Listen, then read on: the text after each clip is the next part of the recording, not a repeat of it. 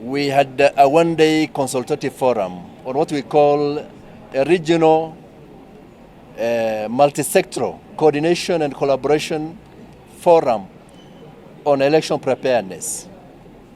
As you are aware, we are in preparation for the general election that is scheduled for the 9th of August 2022.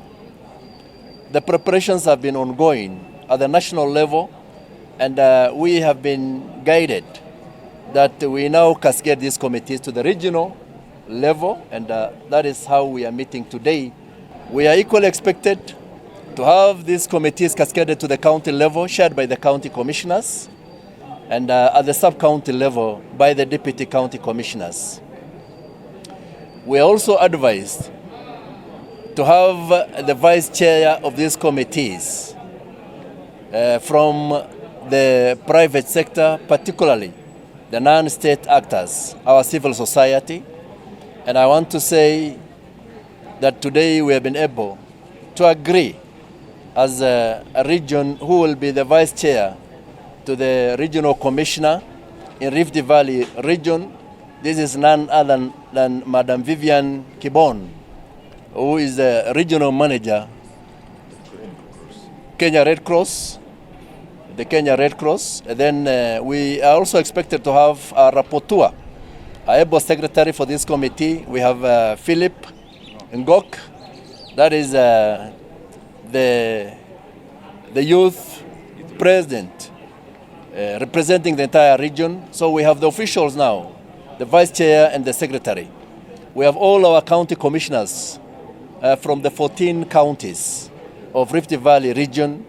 We have, of course, the governor's office represented. That is the county government by the county secretary.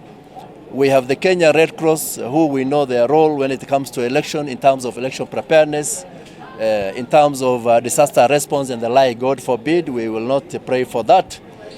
We have, of course, the ODPP, a very important agency in as far as election-related offenses is concerned, who are there to give us all the support. We have the judiciary. We expected the presiding judge, the Honorable Justice Ngugi, but he sent the administrator for the law courts, that is the chief magistrate for Nakuru law courts. The IEBC is also here, that is Dr. Mele, who is here in Nakuru County and coordinating for other 14 counties of Rift Valley region. We have the Media Council well represented, representing the media fraternity. We have, of course, religious leaders, both from the Muslim, the Christians, and the Hindu faiths. We have, of course, our Council of Elders from the various communities. Then we have, of course, persons living with disability. We have the youth representation, the Maendeleo Wanawake. Then we have, of course, a very active sector of the society, KNET, KUPET, KESHA, KEPSHA, and, of course, generally, the civil society. So that is the composition of this committee. We had a very successful meeting today. And some of the observations we have made. What are the threats to election process, the electoral process? It is actually coming out very clearly. The issue to do with hate speech, incitement, that is one area that we are very keen as a committee, and I will make sure we monitor, including and mainly our social media. You know, we have a very vibrant social media in our country because of the liberalization of airwaves and all this. But we are also telling Kenyans, particularly our youth, to be very careful. They even fake persons' accounts, send wrong messages, and create unnecessary emotions. So that they wipe emotions and, whip emotions to bring unnecessary animosity among the various communities. We also want to tell, just as an observation, that once in a while you have also seen the media partly being biased. We cannot accuse and condemn the entire media. We really want your support because as opinion shapers and as a channel of communication, kindly let's have balanced reporting. So biased media reporting and misinformation can easily ignite conflict and election-related violence in our country. We have issues of organized criminal gangs. Nakuru is not exceptional. You know the guys who are well known and referred to the criminal gangs. But I want to tell you, for the last 1-2 months, we have been able to dismantle their networks. We have even anti-reform groups by the National Police Service, working with other sectors of the society. Ethnic animosity has always been there, what we call intercommunal conflict. We are very careful, and that's why we want to bring our elders on board, the peace committees. We have reactivated our Nyumba Kumi, the community policing, our religious leaders, to make sure that anybody who is preaching hatred is dealt with. Land and boundary disputes is another issue that we are also keenly monitoring. Then, of course, surge in civil aviation. During these campaigns, every politician will want to show their might.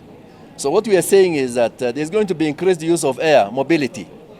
And we have communicated, and we are in liaison with civil aviation to make sure any pilot to any part of the region or this country will notify the police officers on the ground so that they are kept away from the public for their own safety and for the safety of those on board. So we expect the pilots to really cooperate on this, communicate with the police so that we do the necessary security arrangements on the ground. Border operations is another area of concern, easily for hire, because that's a very strong sector of our society. And that's why we have the chairman of the border and the chairman for Matatu sector as part of our committees in this forum. Pombe Haram, of course, illicit brews and substance abuse, easily available. So cheap liquor is one thing that has always been used by politicians to intoxicate our youths. So we are careful, and we have agreed that we are going to enhance surveillance to make sure this is dealt with. Sexual and gender-based violence has always been a concern on the part of our women, the ladies who are aspiring for various positions. We want to assure them that we are aware of this, and we'll give them all the necessary protection and support. Then, of course, threats to political candidates. Sometimes it's even faked. Unasikia mtu amekuwa kidnapped just to create unnecessary tension and anxiety. But we are warning anybody who is going to go that direction, we will be ahead of them and deal firmly. Court cases, we have been assured by the judiciary, they will deal with this. I think those are some of the threats, and we have put the necessary measures in place to make sure that is countered. We may not preempt, we also have security measures that we don't necessarily share with the public in the public domain, because we'll be preempting our efforts. Remember, the criminals are also listening keenly to what the measures we are putting in place. We have agreed that the government is going to deploy all the resources at our disposal. And that's why we are saying multi-agency. The various sectors of the society, the security agencies are all there to team up. And unlike in the past, you can see the kind of conversation, the kind of narrative. We want to keep this debate alive until we are done with the election, before, during, and after the election. So we are there to counter some of these things. Challenges will be there in life, but I want to assure you, as a government, we have what it takes to make sure we have a peaceful, credible election come 9th of August 2022. The students and the pupils can only move back to those schools when the parents have agreed to go back to where they have been residing. So that is another commitment that we want to make, that we have done the needful, and we are encouraging people to gradually go back to their areas of residence. But on whether some of these schools which have been affected will still remain a polling station, that is up to the IEBC, and it will, of course, will make sure every Kenyan is given the opportunity to cast their vote. Those are details that we are going to work on as security sector, working very closely, because our duty here is to make sure we facilitate IEBC to conduct that peaceful election.